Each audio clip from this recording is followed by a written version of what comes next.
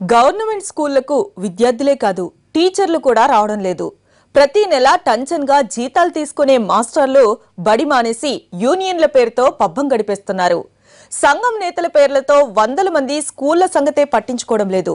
దీంతో చిర్రెత్తుకొచ్చిన తెలంగాణ సర్కార్ ఉపాధ్యాయ సంఘాల సంగతేంటో తేల్చేసే పనిలో పడింది. గవర్నమెంట్ స్కూల్ చదువులపై జనం ఎప్పుడో ఆశలు వదిలేసుకున్నారు.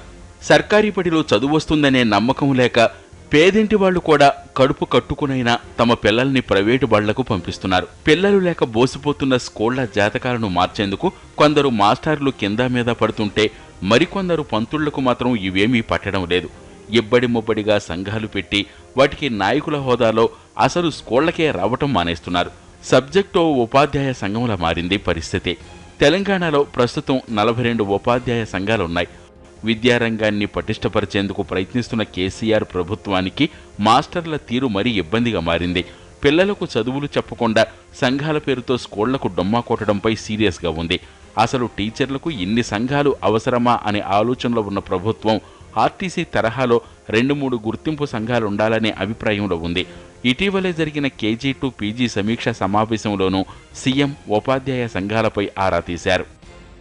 కొన్ని ఉపాధ్యాయ సంఘాలు కూడా ప్రభుత్వ తరహా భావంలోనే ఉన్నాయి. తెలంగాణ ఏర్పాటు తర్వాత కొత్త సంఘాలు పుట్టుకొచ్చాయని, ప్రభుత్వం వాటిని చూసి చూడనట్లు వ్యవహరిస్తోందన్న ఆయా సంఘాల ఆరోపణ. సమావేశాలకు హాజరయ్యేందుకు 4 సంఘాలకే అనుమతి ఉన్నా మిగిలిన సంఘాల నేతలు కూడా మీటింగ్ల పేరుతో స్కూళ్లకు డొమ్మాలు కొడుతున్నారని అంటున్నారు. ఎక్కడ లేని ఉపాధ్యాయ సంఘాలు ఓన్లీ మన రాష్ట్రంలో 50 ఉపాధ్యాయ సంఘాలు ఉన్నాయి.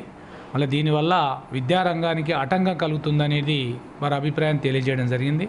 నేను వాస్తవంగా విద్యామంత్రి గారితో ఏకీభవిస్తున్నాను. కానీ ఏకీభవిస్తూ పాటు వాళ్ళ ప్రభుత్వమే ఈ యొక్క ఉపాధ్యాయ సంఘాలను ప్రోత్సహిస్తుందని నేను అనుకుంటున్నాను. వాస్తవం చెప్పాలంటే ఉమ్మడి రాష్ట్రం ఉన్నప్పుడు ఇన్ని సంఘాలు లేవు, కొన్ని ఒక 4-5 సంఘాలే ఉండేది. కానీ తెలంగాణ రాష్ట్రం వచ్చిన తర్వాత 50 సంఘాలు తెలంగాణ రాష్ట్రంలో వెలువడం విద్యారంగానికి ఒక రకంగా ఇబ్బందికరంగా ఈరోజు తెలంగాణ రాష్ట్రంలో ఆవిర్భవించడం జరిగింది.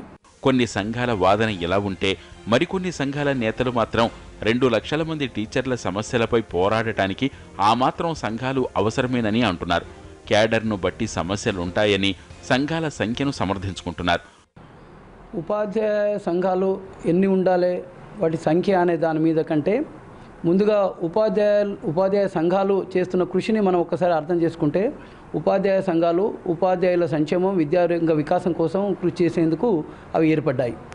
అవి ఏర్పడే క్రమంలో ఉపాధ్యాయుల సమస్యలు పరిష్కరించే సమయంలో అధికారుల నిర్లిప్తత కానివ్వండి, ప్రభుత్వ వైఫల్యాలు కానివ్వండి, వాటినన్నిటి నేపథ్యంలో కొత్త సంఘాలు కూడా ఏర్పడే పరిస్థితులు ఈరోజు కల్పించబడుతున్నాయి. ఇప్పటికే ఉన్న సమస్యలు పరిష్కారం కాక కొంతమంది విసుగు చెంది కేడర్ వారి సంఘాలు కూడా ఏర్పాటు చేసుకుంటున్నాయి. సంఘాల సంఖ్య కుదింపు పేరుతో ప్రభుత్వం ఇష్టారీతిన నిర్ణయాలు తీసుకున్నా ఊరుకోబోమంటున్నారు మరికొందరు సంఘం నేతలు. బడికి రాని పంతుళ్లపై చర్యలు తీసుకుంటే మాకే అభ్యంతరం లేదంటున్న నేతలు సంఘాల కుదింపు విషయంలో మాత్రం మమ్మల్ని సంప్రదించాలంటున్నారు.